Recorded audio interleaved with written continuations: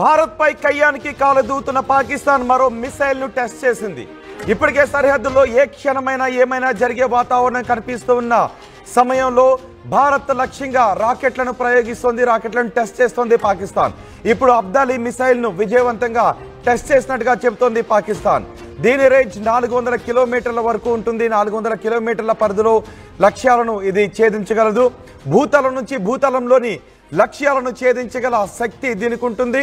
అలాగే ఇది 500 నుంచి 1700 కిలోల పేలోడ్ను మోసుకుని వెళ్ళగలిగే సామర్థ్యం దీనికి ఉంటుంది. అయితే అణు వార్ హెడ్స్ను పంపించే అవకాశం లేదు అని నిపుణులు అంటూ ఉన్నారు. అబ్దాలీ రేంజ్లో ఢిల్లీ, ముంబై, లక్నో, జైపూర్ వంటి నగరాలు ఉంటాయి.